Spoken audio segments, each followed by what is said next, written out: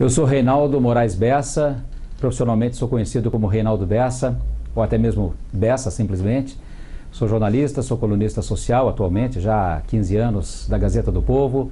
Sou natural de Jacarezinho, no norte pioneiro do Paraná, tenho 59 anos e, enfim, essa é resumidamente, a minha história. Já moro em Curitiba há quase 40 anos, 36, 37 anos. Sou casado com uma curitibana, tenho 3 filhos, um filho jornalista, uma filha advogada e uma filha quase engenheira civil. E milito no jornalismo desde os 14 anos. Bessa, você começou como locutor, me parece que foi assim. E o que fez você ir para a mídia impressa? Realmente, eu comecei lá em Jacarezinho, na Rádio Educadora, como locutor, porque, na verdade, quer dizer, o rádio, a mídia, de uma forma geral, sempre foi muito presente na minha vida. O meu pai era professor de profissão e inspetor de ensino, sempre ligado à educação, mas também foi político, foi vereador por muitos anos, mandatos, e era uma pessoa muito envolvida na sociedade, na comunidade, fazia parte de diretorias do Jacarezinho Clube, da Associação Esportiva Jacarezinhense, era orador oficial, e, enfim, fundou a PAI e tudo mais. Mas era fundamentalmente um homem que gostava muito de comunicação. E trabalhou muitos anos lá como colaborador. Eu era criança nessa época, não lembro direito, mas com o jornal Diário do Norte do Paraná, que tinha na cidade. E isso, dos 6 filhos, né, dos meus pais, eu acho que fui o único que peguei esse gosto pela comunicação, por microfone, essa coisa toda. E aí um irmão meu mais velho, imediatamente mais velho que eu, foi trabalhar na rádio e eu acompanhava ele na rádio, gostava daquele ambiente de estúdio, né, daquela cabine fechada, cortinas, microfone. Eu adorava aquilo, tanto que consegui um emprego na rádio. Isso eu tinha mais ou menos uns 14 anos, mas eu me lembro que antes disso, uma das minhas brincadeiras preferidas era falar em alto-falante, brincar de construir microfone, ficava gritando lá na garagem da minha casa e tal. E tinha uma loja lá na minha cidade, lá em Jacarezinho, chamada Casa dos Retalhos, que tinha uma perua, uma Rural Willys, com uma corneta em cima, acho que 2 cornetas assim, aqueles alto-falantes, e que ela fazia propaganda nas ruas, ficava rodando a cidade, fazendo propaganda não só dela própria, da loja, mas de outros anunciantes, eventualmente, de shows que tinha na cidade, apresentações e tal. E eu fui lá um belo dia na loja e me candidatar a ser aquele locutor, porque eu achava o máximo andar naquele carro falando, né, tendo a minha voz amplificada e tal. E eles me contrataram, me pagavam lá um cachê, sei lá de quanto, e eu saía e ficava lá 1 hora andando naquele carro pela cidade toda. Então, aí eu fui trabalhar na rádio e o que você fez na rádio? Começou a fazer lá? Eu comecei a fazer noticiários, eu redigia, o colégio onde eu estudava, o colégio de padres, Cristo Rei, era na esquina, então era muito próximo, assim, era fácil. Às vezes matavam as aulas para ir lá na rádio, porque eu já adorava ficar lá redigindo noticiários. A gente gravava os noticiários das grandes rádios aí, de São Paulo e Rio, aí reproduzia aquilo e eu mesmo ia para o estúdio ler, né, transmitir aqueles noticiários. Depois eu tive programa de entretenimento, de atender ouvintes, ler cartas, rodar a música que o ouvinte pedia, fiz de tudo um pouco, mas fui até repórter. Daí meu pai, quando era vereador, eu cobria lá sessões da Câmara Municipal. Foi assim, o meu primeiro contato, digamos, com o mundo político, de entrevistar políticos, ia lá, mas eu era assim, não era nem foca, era filho de foca, né, porque ia lá na Câmara com, sei lá, 14, 15 anos. Então, até que vim para Curitiba. E nessa época de rádio, você tem algum fato pitoresco que você lembra, alguma coisa, ou uma grande mancada, ou um furo, dessa tua época, que você deixou registrado? Olha, de Jacarezinho, não me lembro assim exatamente um fato, digamos, marcante, assim. Foram 6 anos, mais ou menos, 7 anos, até que eu me transferi para Curitiba. E aqui sim, o meu primeiro emprego também foi em rádio, foi na Rádio Clube Paranaense, cujo diretor na época, isso em 77, era o Carneiro Neto, que está aí militando na imprensa esportiva até hoje, grande cronista esportivo. E eu me lembro sim de um fato na Rádio Clube Paranaense, que eu tinha um programa também de música e tudo mais, um programa assim, que se chamava Um Toque de Amor. E a Rádio Clube Paranaense tinha Onda curta. ondas curtas, ondas médias, e ela era sintonizada no mundo todo, no Brasil todo e no mundo todo. A gente recebia cartas, não só eu, mas outros radialistas que lá trabalhavam, recebiam cartas da Europa, dos Estados Unidos, da Austrália e tudo mais, do Japão então, até.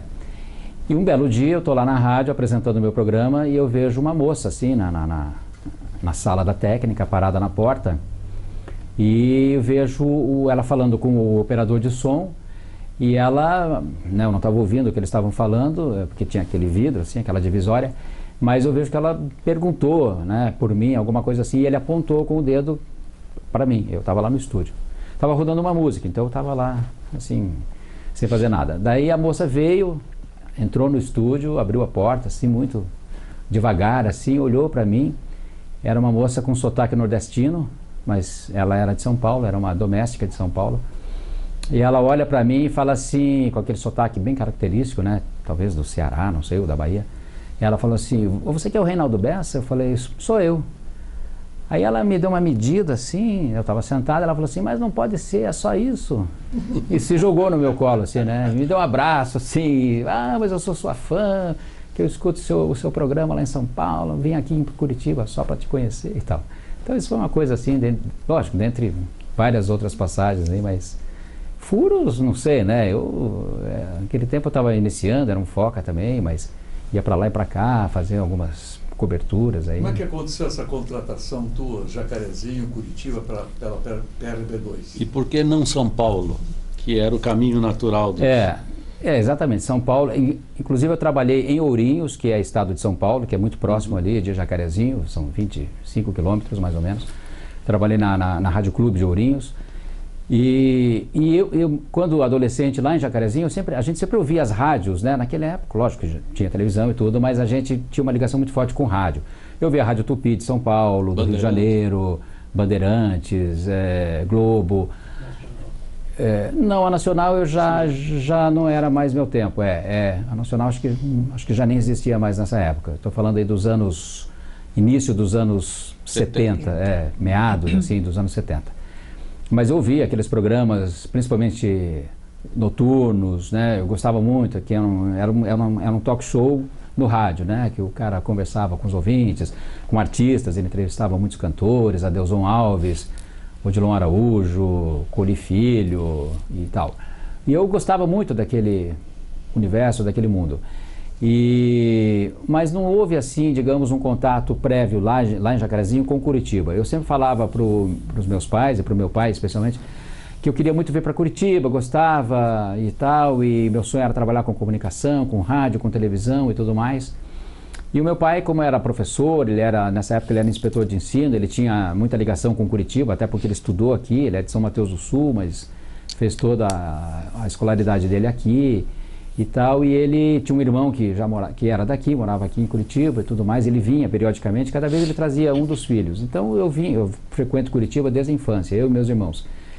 E aí eu vim naturalmente, chegou em 1977, eu tinha 21 anos e resolvi vir de mala e cuia, assim, falei para os meus pais, estou indo para Curitiba, vim, morei temporariamente na casa de um conhecido, de uma família aqui, que eu havia conhecido, depois me transferi para a casa desse meu tio e eu fui indicado por alguém para trabalhar na Rádio Clube. Eu cheguei lá, fiz um teste, assim, rapidamente, informal, fui aprovado e comecei a trabalhar. Já me destacaram como repórter para ir cobrir ali, isso era o governo Jaime Canet Júnior, cobrir Palácio Iguaçu, Assembleia e tudo mais, e eu comecei aí fiz programas, né? Esse que eu citei há pouco. E depois você foi também para a televisão. Fui para a televisão, fui para o Canal 6, então hoje CNT, mas na época Rede OM de comunicação, que também era um desejo, um sonho meu de trabalhar com televisão. E me chamaram lá, enfim, né? Para trabalhar.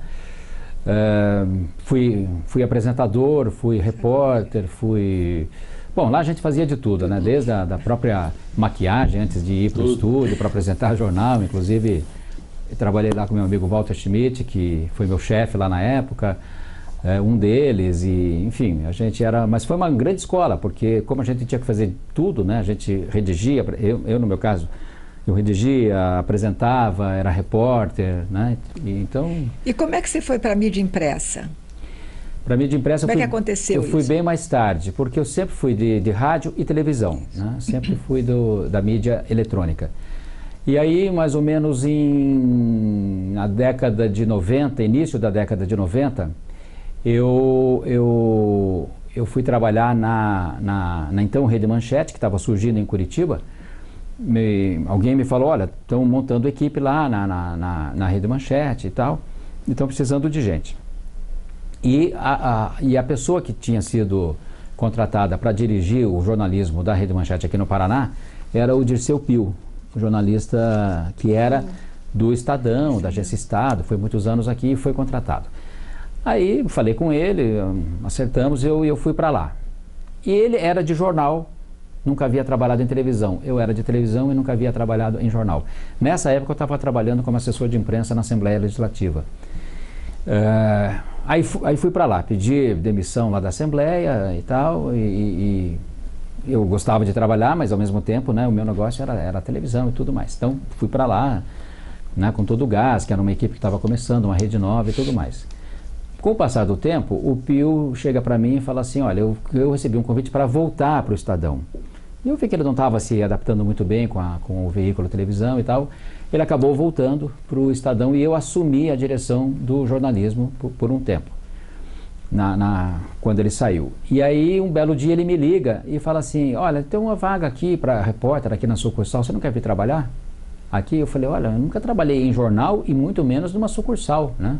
A sucursal era da Agência Estado, mas ao mesmo tempo era do Estadão, que na época, ainda hoje mas na época era muito mais forte, assim, o nome Estadão tinha um peso muito grande.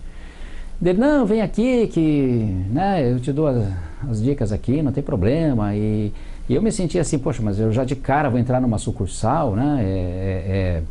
Enfim, era um clube assim do qual eu não fazia parte, nem imaginava fazer parte. Mas fiquei lá uns 3, 4 anos, fiz várias coberturas, matérias e tal. E aí, quando a sucursal foi extinta, acabou sendo extinta, quando eu cheguei lá era uma equipe grande, tinha lá 6, 7 pessoas e ela foi diminuindo ao longo do tempo e tudo mais. Tinha lá Teresa Urban, tinha Jorge Mosquera, enfim, tinham nomes muito fortes lá, além do próprio Pio, que era o diretor. Mas depois ele foi embora para São Paulo e... Bom, mas aí eu fiquei para apagar as luzes da sucursal. Eu fiquei como correspondente por um ano e meio, até que a sucursal foi extinta por completo. Aí eu montei uma agência de notícias regional, eu e a minha mulher, que também é jornalista, a Cláudia, montamos uma agência calcada na Agência Estado, que era nacional, mas voltada para a realidade paranaense, para atender jornais do interior do Paraná que não tinham sucursal aqui em Curitiba. Mas você também, daí editou uma revista. Um jornal, né? Jornal agrícola. Uma revista, Curitiba e um jornal agrícola, o Multirural. E aí nós montamos essa agência, a Multipress, agência de notícias, montamos uma equipe, tiramos profissionais de outros jornais, inclusive da Gazeta do Povo, montamos uma equipe, né? Alugamos uma casa aqui no Bigorrilho, adaptamos ali, fizemos uma redação informatizada, isso eu estou falando de 1993, 94. Foi uma experiência curta, mas bem interessante, assim, até porque foi uma iniciativa, até onde eu sei, pioneira, e funcionou muito bem. Tanto é que os jornais do interior, que nunca tinham tido, com exceção da Folha de Londrina, que nunca tinham tido sucursal em Curitiba, vinham atrás da gente, queriam comprar nossos serviços e tal, e a gente daí, em paralelo, criou essa revista, a Curitiba que, assim, em termos gerais, para as pessoas entenderem, era uma espécie de Caras, era uma revista, na época não existia Caras, né, mas ela, por coincidência, ela tinha o mesmo tamanho da Caras, era uma revista num formato maior, era uma revista bem colorida, com fotos de eventos, né, mas focada em Curitiba. chamava-se Curitiba É. E criamos um jornal agrícola também, o Multi Rural, que a gente tinha uma tiragem de 60 mil exemplares, que era distribuída por todo o interior do Paraná e era encartado até mais de uma centena de jornais, não só diários, semanários, quinzenários. Distribuição gratuita? Gratuita, totalmente gratuita. Patrocínio, evidentemente. Tinham patrocinadores privados. Você falou, só interrompendo, você falou, montamos uma equipe, tiramos o pessoal da Gazeta do Povo, etc. Pode citar alguns nomes? A gente foi buscar esses profissionais no mercado. Posso, claro. Sérgio Wesley, que era da Gazeta, Lorena Klenk, que hoje é a chefe lá da comunicação social da Prefeitura de Curitiba, deixa eu ver quem mais, Carmen Murara, Marise Helene, que tinha sido... Carmen Murara, que está na Gazeta, inclusive? Está na Gazeta do Povo hoje, no marketing. Marise Helene Orochovics, que foi repórter do Canal 12. Christian Kaminski, que hoje está em São Paulo, estava na Isto É, mas hoje eu não sei onde está, mas está lá em São Paulo. Enfim, devo estar esquecendo de um ou outro aqui, mas nós tínhamos lá uma meia dúzia. O Justino Vilela Júnior, que é de Londrina, né, que dirigia a revista, era o diretor de redação da revista. E como é que você foi? Bom, então, por essa revista, que já era, vamos dizer assim, uma revista, de certa forma, social, foi daí que você foi, então, para o colunismo social? Como é que foi que você entrou para a coluna social? Eu virei colunista social, assim, acho que por um grande acaso, porque eu não pensava, nunca imaginei. Tem até uma história engraçada, assim, para mim, pelo menos ela é emblemática. Porque eu vim a substituir o Dino Almeida na Gazeta do Povo. Quando eu era criança, eu disse há pouco aqui que eu frequentava Curitiba desde criança, porque meu pai tinha irmão aqui e tudo mais. Então, sempre que a gente vinha, a gente ficava na casa desse irmão dele ali na rua Nunes Machado. E a gente saía para passear por Curitiba com ele, com a minha tia, ou mesmo com meu pai, minha mãe e tal. Mas eu me lembro de uma vez que eu estava caminhando pela Rua 15, pelo calçadão, para mim tudo aquilo era novidade, eu era criança, devia ter uns 8 anos. E eu lembro de passar na frente de uma banca e ver um jornal pendurado do lado de fora, assim, da banca, não sei se era Gazeta, porque o Dino, antes da meu Gazeta, teve, acho que no Diário da Tarde, né? Diário do Paraná. Diário do Paraná. Mas enfim, eu lembro que tinha um jornal e a fotografia do Dino, assim, na capa, e estava escrito assim, Dino Almeida, o colunista mais lido do Paraná. Mas eu li a palavra lido como lindo. E aí eu falei, pensei comigo, como é que um cara assim careca e tal pode ser o mais lindo do Paraná, né? E fiquei com aquela, nada contra os carecas, né? Mas para mim a palavra lido soou como lindo, né? Eu não sabia o que era lido. E fiquei com isso. E daí, sei lá, 30, 40 anos depois eu vim a ser o Agora, antes sucessor de você dele. ir para Estado do Paraná, né? Aí eu estava lá, nós tínhamos a agência, que foi uma experiência que durou pouco, por contingências econômicas da época e tudo mais. A agência acabou terminando, a gente encerrou as atividades e eu fui trabalhar na Rádio Exclusiva do empresário Luiz Mussi. Aí fui lá apresentar um jornal, porque eu já havia trabalhado em rádio, sempre gostei, gosto até hoje, e tinha saudade. Calhou de surgir esse convite, eu fui trabalhar na Rádio Exclusiva, apresentava um jornal ao vivo pela manhã. E, paralelamente a isso, eu fui contratado pelo Jornal do Estado, para ser chefe de reportagem. Então eu trabalhava de manhã no Jornal do Estado, quer dizer, entrava na rádio 6 horas da manhã, mais ou menos, e saía de lá umas 9 horas, ia para o Jornal do Estado, e aí a Exclusiva tinha uma sede muito bem equipada, era ali nas Mercedes, eles eram rádio, televisão, o HF, não era canal aberto, mas tinha um canal de televisão, e era uma produtora de vídeo também. Então eram 3 empresas numa só. Então eles tinham uma estrutura muito boa, tinham câmeras, estúdio rádio, estúdio de televisão, câmeras, equipamentos de última geração na época e tudo mais. Eu, como já tinha trabalhado em TV, mas tinha sido basicamente repórter, né, e tal, mas eu olhava toda aquela estrutura lá e um belo dia eu cheguei para o Mussi e falei, olha, estou pensando em fazer um programa de televisão, mas queria fazer uma coisa diferente, não um bate-papo de estúdio, aquela coisa assim, você aqui, um entrevistado aqui, uma mesinha de centro e tal. Queria fazer uma coisa de ir nos eventos, pegar a equipe, a câmera e ir nos eventos e entrevistar as pessoas lá, em loco. O que você acha? Eu falei, você tem, né, toda essa estrutura aqui, você tem espaço sobrando na grade, porque ele não tinha nenhuma rede, era uma televisão independente, era um canal independente. Ele falou, pode fazer, vamos fazer. Então aí nós criamos o nome, passou a se chamar Gente Exclusiva, pelo nome da emissora, que era a TV Exclusiva, e eu comecei a ir nos eventos. Então eu olhava nos jornais, eu já trabalhava no Jornal do Estado, eu olhava lá, o que tem hoje à noite na cidade? Ah, tem, sei lá, abertura da Casa Cor. Chegava lá na cara dura, olha, eu sou lá da TV Exclusiva. Eu já era, assim, um profissional conhecido na cidade, porque já tinha aí, sei lá, 20 e tantos anos de profissão em Curitiba e tudo mais.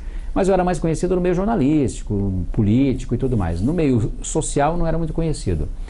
Comecei a fazer esse programa lá e ia todo dia num evento. Todo dia num evento, editava, a minha mulher já entrou como editora, e a gente veiculava isso lá na própria TV Exclusiva. Eles me deram 1 hora, que eles tinham um espaço sobrando na grade. Então a gente veiculava esse programa e mostrava. E o programa foi engrenando, foi pegando, as pessoas daí, com o tempo as pessoas começaram a ligar, olha, a gente quer convidar você para vir aqui no nosso evento, você pode vir. Então a coisa foi meio que se invertendo, daí eu passei a ser convidado.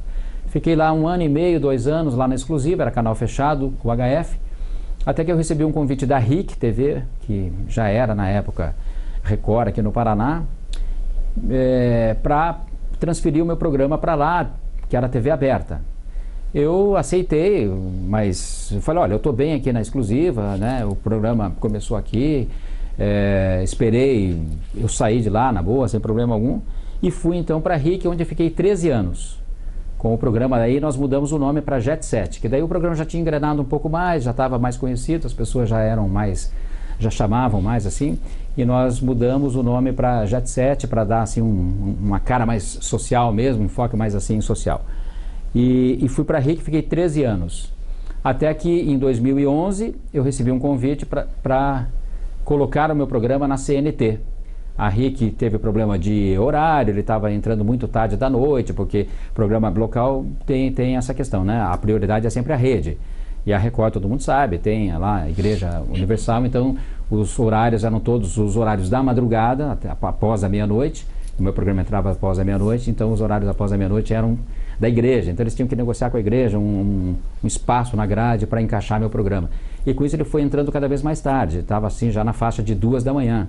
Então estava inviável para mim e eles também estavam com problema, eu acabei saindo e a CNT que já vinha me procurando, então eu falei, olha, agora eu posso atender o convite de vocês, então estou lá na CNT desde então. E hoje, inclusive, ele está sendo veiculado em todo o Brasil pela CNT. E a coluna social impressa? Então, onde é que você começou? Então, aí na época que eu estava, eu esqueci de mencionar aqui, que quando eu estava, logo no início do programa, ainda lá na Exclusiva, um belo dia eu recebo um telefonema da Mari Tortato, jornalista e amiga nossa, e que me convida para fazer uma coluna na Folha de Londrina, uma coluna diária, social diária, que a colunista deles estava de saída, porque, enfim. Eu fiquei meio assustado com aquilo, mas coluna social, nunca fiz coluna social e diária. Não, vem aqui, vamos conversar e tal. Eu tinha feito uma coluna diária política quando eu tinha agência, que era distribuída para todos aqueles jornais do interior que nós atendíamos pela minha agência, a Multipress. Mas era uma coluna política, que era uma área que eu sempre atuei, que me dei bem, que eu gostava. Aí eu pensei, mas social, aquela palavra social, ela me assustou um pouco, assim, né? Poxa, mas social, eu não frequento, assim, a alta sociedade e tal. Aí ela me chamou lá para conversar e nós acabamos acordando que então vamos começar com uma coluna semanal, em vez de diária, porque eu acho que diária, né, fiquei meio assim. Então nós concordamos em fazer a coluna semanal e ela citou o fato de eu ter um programa. Ela falou, olha, eu sei que você tem um programa de televisão, que você está sempre nos eventos, e a gente quer isso, um colunista que vá nos eventos, que, enfim, que converse com as pessoas, que interaja e que traga essas notícias. Eu falei, bom, isso eu tenho mesmo. Eu falei, às vezes eu até ouço coisas assim, mas na época eu já não tinha mais coluna, nem agência. Falei, tem coisas que eu fico sabendo, mas eu não tenho onde veicular isso. E às vezes até eu passava para colegas meus, olha, eu fiquei sabendo de tal coisa assim, assado. Então comecei com essa coluna semanal na Folha de Londrina, fiquei lá mais ou menos 1 ano e meio, até que recebi um convite do Mussa Assis, do estado do Paraná, para assumir uma coluna social diária no estado do Paraná. Aí eu já me senti mais seguro, já estava 1 ano e meio na Folha, eu aceitei e fui para o Estadinho. Você substituiu o Cláudio Manuel da Costa? Não, na verdade eu não Já tinha substituí. saído? O Cláudio ainda estava lá, Ainda estava. ele estava assim, ele estava ausente, mas ao mesmo tempo ele mantinha a coluna lá. Ele assinava ainda, era publicada diariamente. Mas eles criaram uma outra coluna e eu ia na redação diariamente, sentava lá, tinha minha mesa, meu computador, escrevia a minha coluna lá e tudo mais. Aí, isso estou falando mais ou menos de março de 2001, assim, né? Início de 2001. Aí, infelizmente, nessa época, o Dino Almeida já não estava bem de saúde e tudo mais, estava atuando ainda, mas já não estava bem de saúde. E eu estou lá, um belo dia eu recebo uma ligação do Arnaldo Cruz, da Gazeta do Povo, então diretor de redação da Gazeta, com quem eu havia trabalhado no Canal 12, lá na TV Paranaense. O Arnaldo diz assim: Bessa, você pode dar um pulo aqui na Gazeta para a gente conversar? E aquilo deu um plim na minha cabeça, assim, não sei porquê, mas eu associei com a questão da doença do Dino. Porque eu até havia encontrado o Dino poucos dias antes e infelizmente ele não estava nada bem e tudo mais. Aí eu fui lá na Gazeta e ele falou: olha, nós queremos saber se você tem interesse em vir trabalhar aqui, em assumir aqui o lugar do Dino, porque infelizmente ele já estava internado, né? Não é questão que eles já estavam descartando ele, mas ele estava internado já, numa situação muito crítica e tudo mais, e que infelizmente não teve mesmo volta. Então eles disseram: olha, o Dino infelizmente acho que não tem mais volta e nós queremos dar continuidade à página dele e chegamos no seu nome aqui. Algumas pessoas indicaram o seu nome, queremos saber se você aceita. Eu não me lembro exatamente o que eu respondi, mas acho que respondi que aceitava, mas que enfim, que ia consultar algumas pessoas, porque também me assustou um pouco assim, né, o peso da palavra suceder o Dino Almeida. Aquilo também para mim foi uma coisa assim, né? Poxa, o cara, 45 anos, colunista social, rei absoluto dessa área no Paraná, uma pessoa ultra relacionada, bem relacionada, querida, benquista e tudo mais. E quem sou eu, né? Um reconhecimento realmente de sua parte. Eu pé vermelho lá de Jacarezinho, né? Mas nessa época eu estava fazendo uma pós-graduação em Lisboa e recebi realmente um e-mail do Arnaldo fazendo isso que você falou, consultando alguns colegas sobre esse convite. Eu acho que até depois, quando você começou, até mandei e-mail para você na época lá e tal. Foi realmente. Eu soube que eles fizeram algumas consultas, assim, claro, a pessoas, acho que a Mariana, você, fui eu, enfim, algumas pessoas. Uma das que me indicaram foi a Marlete Silva, que para nós era, por exemplo, nós sabíamos que realmente o estado, infelizmente, do Dino teria um desfecho rápido, né? Mais ou menos assim, rápido. E a coluna tua no estado do Paraná estava numa ascensão. E daí a Ana Amélia veio conversar comigo. Eu ponderei algumas coisas em cima do como eu te conhecia, tudo. E uma coisa muito legal que foi se falado, quando eu falei de você, com o Dr. Francisco também, o Dr. Francisco falou assim: mas eu e o Paulo temos um acordo de não pegar não tirar funcionário do outro. Pegar o funcionário do outro. Eu disse: mas não custa conversar. E tinha uma cláusula lá no meu, porque eu era um prestador de serviços no estado do Paraná, eu não era funcionário, não era assalariado do jornal. Eu tinha um contrato lá, né, de prestação de serviço. E nesse contrato tinha uma cláusula de uma multa estabelecida se eles me mandassem embora ou se eu desistisse do jornal. E quando eu aceitei o convite da Gazeta e tudo mais, aí numa conversa com a Ana Amélia e com o Guilherme na sala deles, eu disse: olha, tem um pequeno porém, tem uma multa a ser paga né, em caso de rompimento, como sou eu que estou rompendo.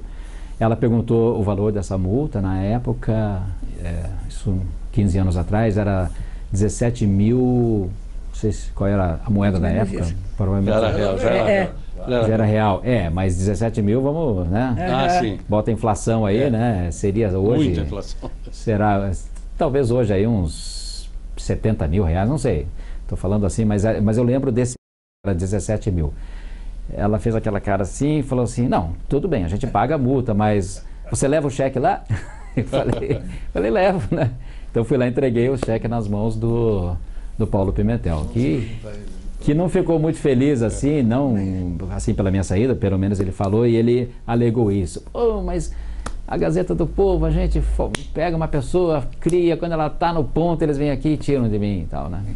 E Bessa, agora você, como colunista social, o que você considera assim, dentro... Então agora você realmente é um colunista social. O que você considera de marcante para ser um bom colunista social? Porque a gente sabe que você é um nome de respeito e tudo. O que você considera, então, eu cheguei a isso? Não vou dizer, não vou te comparar de Almeida, cada um é um. Mas nem eu me comparo. Mas as pessoas é diferente. Mas você então é um nome dentro do que é hoje o colunismo social. Então o que você vê de marcante nisso? E outra coisa que eu vou aproveitar já te perguntar, se você a sua decepção, que você já deve ter tido alguma, qual a tua decepção que você teve dentro do colunismo e qual a tua alegria, assim, puxa vida, eu fiz isso? Eu vou começar pela ordem inversa. O que me deixou e me deixa muito alegre ou até orgulhoso, envaidecido, assim, eu já dei alguns furos na minha coluna, né? Hoje em dia está mais difícil você dar furo, porque com a internet, né, e Facebook, e Instagram, essa coisa toda, então o furo hoje é uma coisa complicada. Mas assim, nesses 15 anos aí, acho que já dei alguns furos, sei lá, a pescaria do Lula, quando ele foi eleito para o primeiro mandato, ele veio pescar aqui no litoral do Paraná, coisas assim, algumas informações, puxa, eu não me preparei para essa pergunta, mas enfim, mas dei alguns, assim, não foram mega furos, assim, nada de mudar o curso da humanidade, mas enfim, furos que eu posso dizer assim, isso quem deu primeiro foi a minha coluna. Inclusive até de pautar a imprensa, né, depois os colegas pegarem essa informação e irem atrás e tal. Decepção,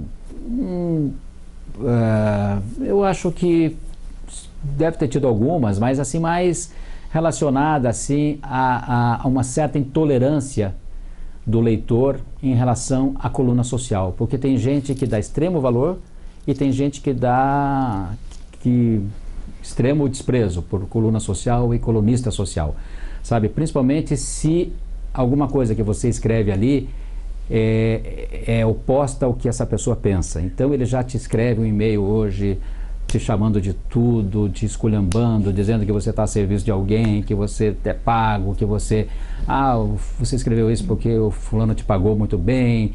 Eu vou usar uma expressão aqui, sei lá, mas assim, que você é puxa-saco de poderosos, que você é isso, é aquilo. Quer dizer, não chega a ser uma decepção. Você olha aquilo, você fala, bom, é uma pessoa que, né, tudo bem, ela tem o direito de divergir, discordar de você, mas às vezes a maneira de colocar essa crítica é muito agressiva, muito forte, né? E as pessoas tendem a olhar o colunismo social, algumas pessoas pelo menos, assim como um jornalismo menor, que para mim não é nada mais do que jornalismo, é um jornalismo que reporta os fatos sociais da cidade, que também são importantes. E quando eu falo social aqui, não é só falar de um casamento, de uma festa, como é que a mulher estava vestida, se o vestido era importado, se não era, se quem fez foi um costureiro badalado ou não. Eu acho que o mundo social, ele reúne quem? Ele reúne empresários, reúne políticos, reúne profissionais liberais, reúne todo tipo de gente em torno da sociedade. A sociedade é uma coisa plural, ampla, né? Então, e são as pessoas que realizam as coisas, né? Lógico, como em todo ajuntamento humano, você tem gente boa, você tem gente que não é boa, gente que não é muito, digamos, né? Você tem gente super correta, gente que não é tão correta, mas isso tem em todos os lugares, né? Por enquanto. Você, nesse teu estilo de coluna, que não lembra as antigas colunas sociais, você se inspirou em alguém? Você tem algum colunista nacional ou até estrangeiro que você tenha seguido na linha dele? Sinceramente, não. Não, assim, pelo menos que eu possa dizer assim, eu me inspirei no fulano, não. Claro que eu devo ter me inspirado, assim como o meu programa de televisão, um programa que é claramente inspirado, eu nunca escondi isso no Amaury Júnior, que é aquele estilo de programa de você conversar informalmente com as pessoas, né, sem aquela rigidez do jornalista que faz a pergunta mais capciosa, né, mas aquela pergunta mais assim, digamos, não é pergunta de amigo para amigo, nem de camarada, é uma pergunta mais informal, porque não, é como se você estivesse numa festa, num casamento, você não vai ficar perguntando para o cara, no pé, né? Quanto você pagou nesse vestido, quanto você pagou no seu terno, não, você vai conversar outras coisas, né. Na minha coluna foi a mesma coisa. Quando eu fui para a Folha de Londrina e mesmo para o estado do Paraná, como eu já tinha o programa e eu ouvia, pegava trechos de conversa de empresários, às vezes eu estava ali num coquetel, escutava um empresário falar para o outro assim, escuta, eu já convidei lá o fulano de tal para assumir lá a presidência da minha empresa. Sei lá, estou dando um exemplo assim. Era uma empresa importante na cidade, ou um banco, sei lá, alguma coisa. Então eu tinha aquelas informações, eu não tinha onde publicar aquilo. Quando eu fui para a Folha, então agora eu tenho uma coluna. Então eu comecei a usar essas informações. No estado do Paraná, a mesma coisa. E eu mesclava, assim, tanto informação social quanto informação política, econômica, empresarial. E acho que isso foi... Claro, esse estilo, pelo menos aqui no Brasil, quem tinha era o Zósimo, né, no Rio de Janeiro, no Globo, que era uma coluna social, que ele falava da sociedade carioca, das grandes festas, dos bailes do Copacabana Palace, não sei o que mais, mas ele também dava informação do econômica, que esses grandes grupos empresariais, BNDES e outros mais, privados e públicos e tudo mais. E eu fui fazendo a mesma coisa aqui, regionalmente. E depois eu soube que foi isso que atraiu a atenção lá da Gazeta do Povo, que disseram, a gente quer uma coluna assim, que não fique falando só do social, puramente social, aquele social só de escrever ali a festa, o casamento, os 15 anos, a bodas de ouro ou de prata do casal, mas de dar informações mais amplas. Eu como era jornalista já já tinha tido uma história no jornalismo político e tal, então eu gostava disso, de ficar sempre atento para as informações, aquelas informações mais, de cocheira, assim como a gente fala. Bessa, você nasceu em 1956. Isso. Dino Almeida já reinava nesses anos pelo Diário do Paraná. Já era o mais lindo do Paraná. Nesse momento está aqui sendo interrogado pelo Walter Schmidt, pela Mariana Guimarães, Luiz Renato Rivas. E eu era o Diário do Paraná. Eu não vou contar a minha história, mas queria fazer uma comparação. Na época, os dois colunistas, você, claro, 56 não conhecia, não tinha idade para isso. Era o Jacinto de Tormes e o Ibrahim Suede. E o Dino Almeida se espelhou muito nisso, que era natural, era um estilo de coluna na época, né? Com a evolução dos tempos, quando ele foi para a Gazeta nos anos 60, aquele estilo de coluna social é muito diferente do que você faz hoje. Hoje você faz uma coluna editorial do jornal. Você tem a credibilidade editorial do jornal. Claro que tem os editoriais na segunda página da Gazeta. E, naquela época, a coluna do Dino, tanto no Diário do Paraná e principalmente depois na Gazeta, era uma coluna que, infelizmente, era comercial no aspecto das grandes empresas quererem aparecer. E o Dr. Francisco e o Dino eram parceiros nisso. Depois o Dino abriu mão e ficou com somente, aliás, o Francisco abriu mão, ficou somente o Dino, né? Então, essas informações que você nos passa agora, de paga, não é paga, coisa parecida, não era a coluna paga, era, na verdade, anúncios intermediários que se fazia. Eu pergunto, você tinha noção disso, das colunas anteriores, etc., que hoje, claro, se pensam assim, estão pensando erroneamente. Na época era perfeitamente circunstancial e necessário, que era mais lido. Então o cara queria levar vantagem, era o que o Dino estivesse cobrando, mas era uma maneira de fazer. Hoje você tem uma coluna de credibilidade editorial, isso que eu sinto com liberdade toda, não é questão de pagar. Eu só fiz essa pergunta se naquela época você não podia nem pensar, né? Porque já o colunista que você já falou, já o Zósimo, etc., né? Não foi tempo de... Então, às vezes, essas pessoas de gerações passadas, talvez confundam essas coisas, né? Confundem com muita frequência e me perguntam. É muito comum eu receber e-mails, olha quanto que custa aí para botar uma foto minha, ou do meu filho que vai casar, ou do meu filho que se formou lá em Harvard, enfim, Eu digo, olha, não custa nada, nunca cobrei, quero deixar isso aqui bem claro, nunca cobrei, não é cobrado, nunca me foi pedido que se cobrasse também por parte do jornal. Eu tinha conhecimento sim desse sistema que existia anteriormente, mas eu sempre digo para as pessoas, quando esse assunto surge, eu digo, olha, isso, se era um acordo que existia na época, eu acho perfeitamente válido, né? Se era um acordo, se isso não era feito de forma, digamos assim, às escondidas, às escuras e tudo mais, eu sei que nunca foi assim, e devem ter existido razões para isso, mas épocas, porque a gente sabe que fazer jornal, televisão, rádio, o que quer que seja, é muito caro, os custos são muito altos e tudo mais.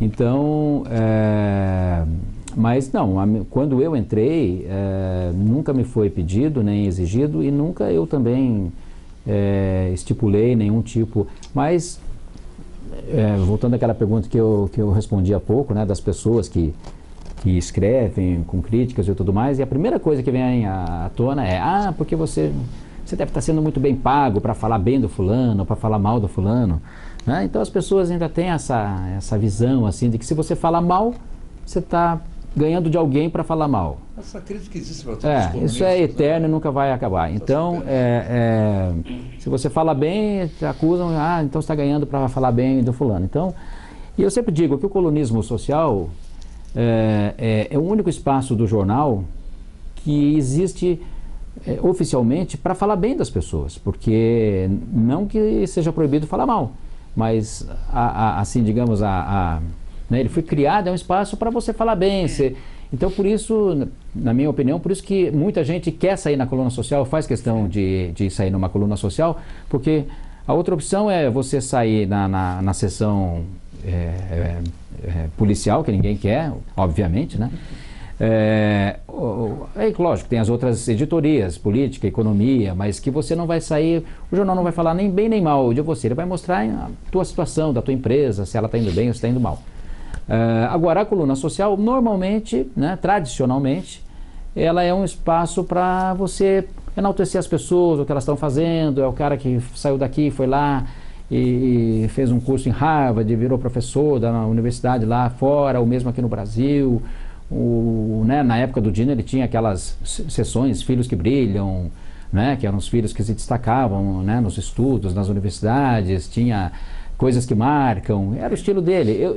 O meu estilo, claro, não é esse, não é um estilo assim, digamos, mais, porque o Dino ele construiu ao longo de muitos anos, né, ele já começou como colunista, ele não foi outras coisas para depois virar colunista como eu, ele já começou como colunista. Então, todas as amizades que ele fez ao longo da carreira dele, e ele se tornou uma pessoa muito próxima da sociedade, ele era convidado para ir jantar, almoçar na casa das pessoas, nas festas, nos casamentos, como eu sou também hoje, não na mesma intensidade que ele era, mas hoje eu, né, sou também. Mas você é um crítico na sua coluna, essa liberdade que você tem jornalística, isso que dá aquela credibilidade muito diferente de antes, né?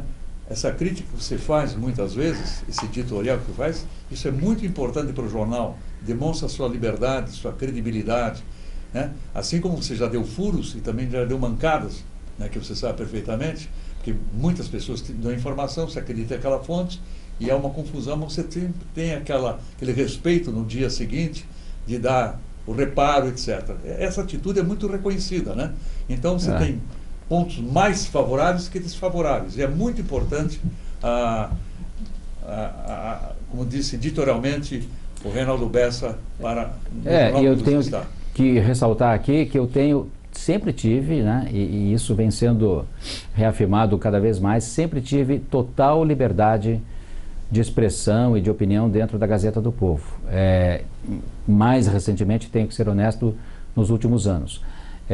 Mas sempre tive, com a atual diretoria, assim, nunca tive nenhum esboço de censura, isso pode, isso não pode, isso melhor não falar, não. Inclusive, acho que a primeira vez que falo isso aqui em público, sempre que vem um pedido da alta direção do jornal, de pessoas que são amigas dos proprietários da Gazeta, do GRP.com, que pedem eventualmente, eu gostaria que o Bessa desse isso aqui na coluna dele, será? E que isso vem através da diretoria, o pedido sempre vem com a seguinte ressalva: você avalia. Você avalia. Quer dizer, mesmo sendo um pedido da direção, eu tenho a liberdade de eventualmente não dar aquilo, se eu entender que não é notícia aquilo. Porque às vezes a pessoa pede, para ela é relevante, mas né, para o leitor pode não ser. Então, e já aconteceu de eu não publicar e depois dizer, olha, infelizmente, não tem problema algum. Se você achou que não devia, está tudo certo. O Bessa, ficando ainda no Dino Almeida, ele teve um momento da vida que ele virou político, virou vereador e tal, participou de algumas campanhas e tal. Você tem pretensões políticas? A coluna te dá isso? Nunca tive. A minha pretensão política sempre foi zero, apesar do meu pai ter sido vereador e sempre gostar muito de política. Eu lembro que eu, criança, subia em palanque lá em Jacarezinho com os políticos da época, sempre né, de calça curta lá, e ouvindo o discurso e tudo mais. Mas é uma coisa que nunca me passou pela cabeça. Volta e meia alguém me pergunta isso. Por que você não sai candidato a vereador? Você é um cara super conhecido. Disse, olha, eu acho que primeiramente eu seria um péssimo político. Assim, eu não faria nada talvez de relevante para a sociedade, sei lá. Eu acho que político é uma profissão, é uma função, mais que uma profissão, uma função muito importante, que infelizmente não é muito bem aproveitada pela grande maioria dos políticos, mas é uma função muito importante, relevante para a sociedade, e quem chega lá, eu acho que tem que ter um preparo, uma estrutura de conhecimento muito sólida para propor. Não vai lá só ficar propondo nome de rua, nome de homenagem a isso, homenagem àquilo, e projetos que não alteram a vida das pessoas, se não piora, mas também não melhora. Então eu nunca me passou isso pela cabeça e não sei, nunca tive essa pretensão. Você ganhou fama alguma vez de esquerdista? De esquerdista? É. Não que eu saiba, assim... Nunca foi de partidário, né? E de Não. direitista? Também não, Também não que eu saiba. Eu já recebi acusações de eleitores... Que você era comunista, né? Que eu sou... Sem cabimento. Mas eu não sou, eu me considero politicamente uma pessoa de centro, assim, eu não sou... Ora eu posso ser de esquerda, ora posso ser de direita, mas não sou... Eu sou de centro, eu me considero uma pessoa... Eu acho que a esquerda tem coisas louváveis, boas, aproveitáveis, assim como a direita também tem, né? E você, qual foi nessa tua vida de colunista a ligação telefônica mais importante que você recebeu? De colunista? De algum presidente da República? Essa semana eu falei com... acho que 10 minutos depois que ele havia sido aprovado pelo Senado, eu falei com o ministro Luiz Edson Fachin, no celular. Mas ele ligou, você ligou? Não, um amigo meu que estava com ele ligou para mim, o Glombe, José Lúcio Glombe, ex-presidente da OAB Paraná, estava com ele lá em Brasília, e havia me passado uma mensagem pelo WhatsApp dizendo assim, estou aqui com o Fachin, aqui no flat dele, tá aqui na comemoração, eles estavam ali acompanhando a sessão do Senado, e assim que foi confirmada a vitória dele, né, estava ali ele com a esposa, filhos, netos e alguns amigos, e o Glombe falou assim, eu vou tentar te ligar e passar o telefone para ele, e deu certo, ele me ligou logo depois, e eu ouvi ele falar, ministro, aqui o Bessa está aqui no telefone, quer te dar um abraço. Então, quer dizer, ele tinha acabado de ser eleito, né, confirmado novo ministro. E telefonema, assim, não vou me lembrar agora exatamente, mas falei com, sei lá, nossa, com tanta gente, porque são 15 anos, né, assim, que já falei com grandes figuras aí, inclusive não só por telefone, mas estive com elas pessoalmente. Uma delas foi um argentino chamado Alberto Granado. Esse estive com ele pessoalmente. Entrevistei ele, Alberto Granado, que é a pessoa que fez a viagem de moto com o Che Guevara pela América Latina e que resultou naquele filme Diários de Motocicleta. Ele era o dono da moto lá, que convidou, era um químico, né, um bioquímico. Fizeram aquela viagem desde a Argentina até a Venezuela e depois de lá eles partiram para Cuba. E outros tantos, assim, Compai Segundo, que eu conheci lá em Cuba, cantor lá do Buena Vista Social Club, Nossa, muitos outros, muitos, principalmente brasileiros, né, também. E o teu hobby do charuto continua? Continua literalmente a todo vapor. Você falou agora em Cuba que anualmente você vai Me perguntaram há pouco encontro, se eu sou esquerdista ou não, né? Eu já fui 10 vezes para Cuba, mas isso não tem nada a ver com a posição política, questão ideológica, posição política, né? É o charuto. É o charuto. Eu sempre vou lá com amigos daqui, para o Festival Internacional do Charuto. Esse ano, inclusive, eu fui também. E é um hobby que nasceu aí há uns 15 anos. Eu nunca fumei na minha vida nada, nem cigarro legal, nem ilegal, nenhum tipo de cigarro, nenhum tipo de droga. Comecei direto com o charuto. Lá já estava assim, com uns 40 e poucos anos. E gostei. Essa pigarreada aqui não tem nada a ver com charuto. Eu gostei, é um hobby, porque para mim é uma coisa... O charuto tem um ritual, uma coisa meio espiritual, assim, não é que nem cigarro que você vai fumando um atrás do outro, vai ali na calçada, dá 2 baforadas e joga fora, joga na calçada, inclusive. Você não faz isso com o charuto, né? Você nem amassa o charuto no cinzeiro, daquela amassadinha, assim. Quando ele termina... quando ele fica mais ou menos desse tamanho, você coloca ele no cinzeiro e deixa ele se auto-extinguir dignamente. Você não fica torturando ele ali, amassando e tal. É uma coisa que é uma confraria, né? Não é remédio, mas é um remédio para o espírito, assim, né? Então, ontem mesmo eu saí lá da redação da Gazeta, cansado, correndo, porque eu tinha feito um evento antes para o meu programa, daí voltei lá para a redação para fechar, e aquele estresse, manda foto, né? E saí de lá, eu liguei para um amigo meu, falei, vai me encontrar lá na charutaria. Esse amigo nem fuma charuto, mas só pedi para ele me encontrar. Fui para lá, sentei, fumei, até fumei 2 charutos, só que é uma coisa meio incomum, fumei um em seguida do outro. Saí de lá assim, zerado, assim, parecia que eu tinha saído de um spa. E nessas idas a Cuba, encontrou Fidel por acaso? Encontrei uma vez. Uhum. 2006, 2007, nós estávamos no jantar de gala, na cena de gala que eles chamam, que é o jantar que encerra esse festival do charuto, que é sempre um grande jantar, eles organizam isso magnificamente. A gente tem essa ideia que Cuba tudo é difícil, pobre, precário, mas não. O jantar é um jantar, assim, eu diria, hollywoodiano, né? Tem orquestra ao vivo, as pessoas de smoking e tudo mais. E nesse jantar, era no Palácio de Convenções de Havana, onde eu conheci lá o Compai II, e eu estava de terno, não estava credenciado como jornalista, eu estava como pagante. A gente comprou, né? Você compra os convites para esse jantar, e lá você tem direito a um número ilimitado de charutos, você ganha cinzeiros comemorativos da edição do festival, guilhotina para cortar o charuto, enfim, tem uma série de brindes e tal. São mesas para 10 pessoas. E eu estava de terno, porque era traje social, spot fino. E eu estava próximo da porta ali. Eu sabia que o Fidel estaria nesse jantar, porque tinham comentado que ele estaria lá.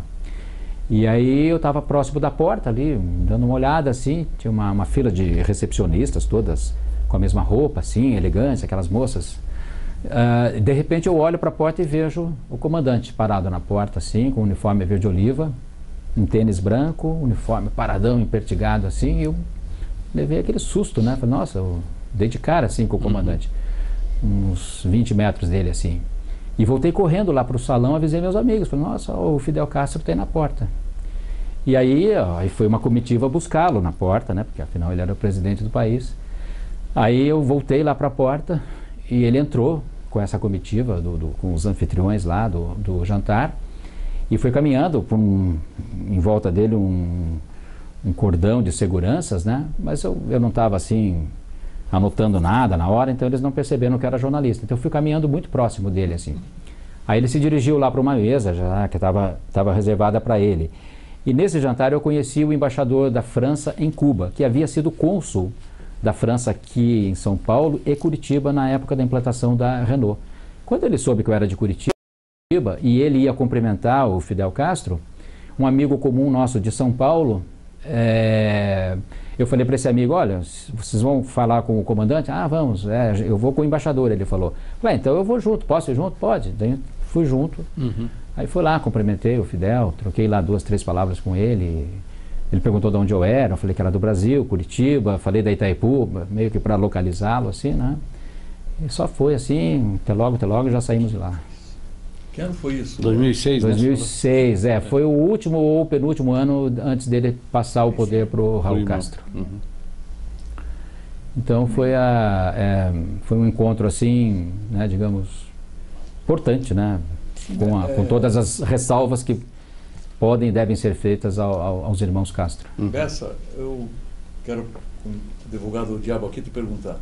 Você é colunista profissional hoje e é também empresário.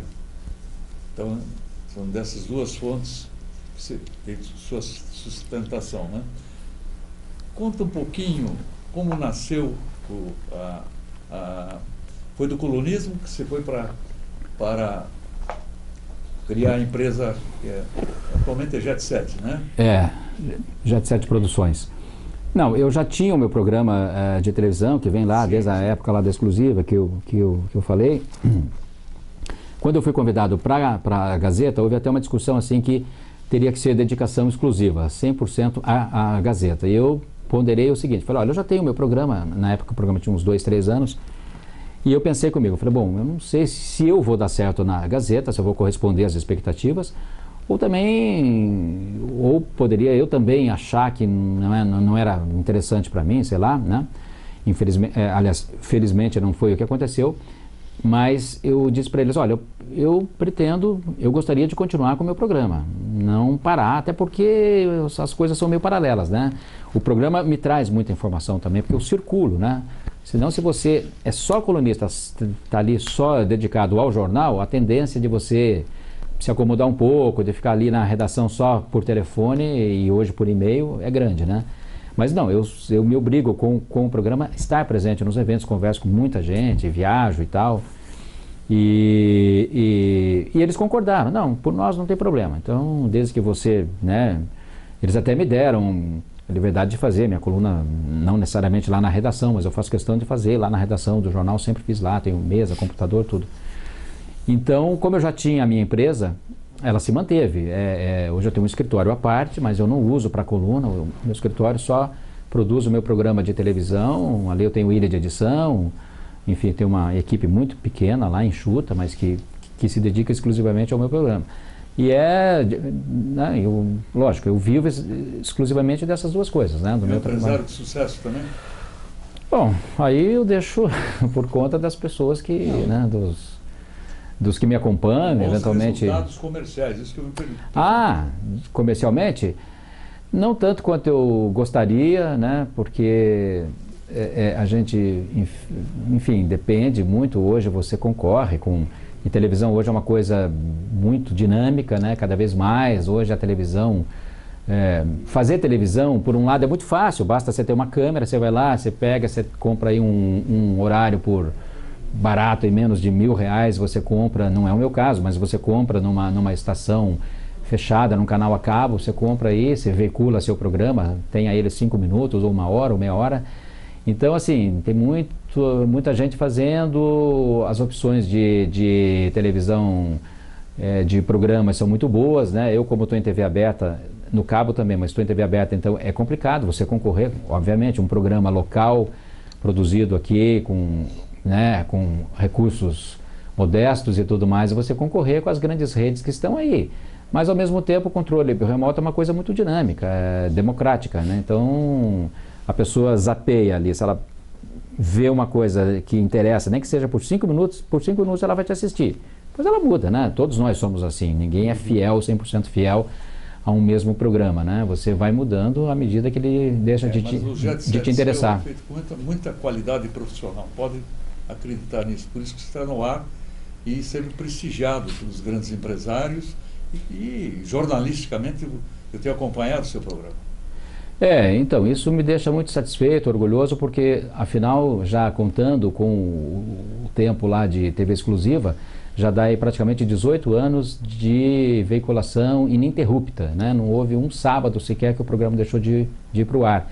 Então, isso é uma coisa, não vou assim me vangloriar tanto dizer que mas é uma coisa meio rara, né? Porque os programas locais, infelizmente, tem uma vida média aí de 5 anos no máximo, porque aí esbarra no problema de patrocínio, porque infelizmente você não consegue pôr nada no ar sem patrocínio, né? Nada. Essa semana eu estava lendo a revista Piauí, que é uma revista crítica, uma revista de cunho ideológico mais à esquerda, e na contracapa tem um anúncio do Banco Santander, né? Quer dizer, então até mesmo uma revista supostamente, né, criada aí para, né, para apontar os defeitos do capitalismo se vale de um banco como anunciante, né?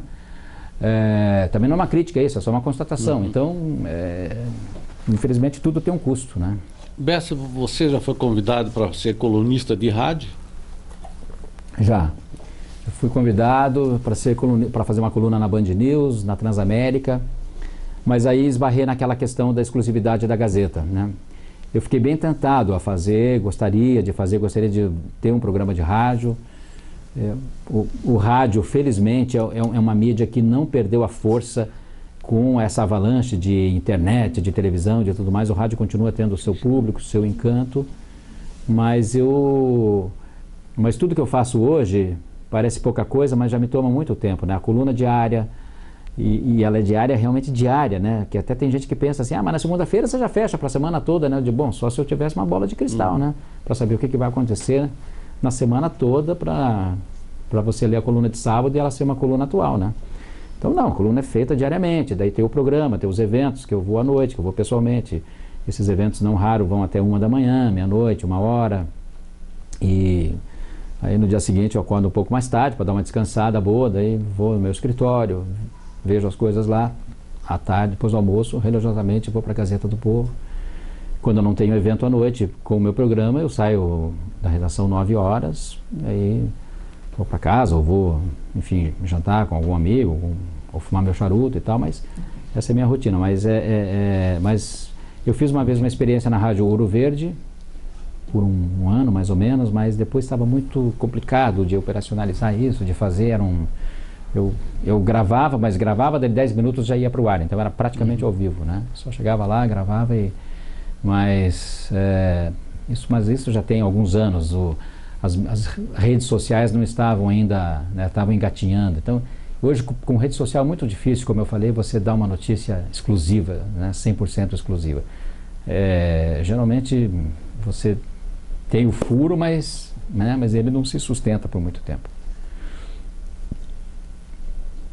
Muito bem.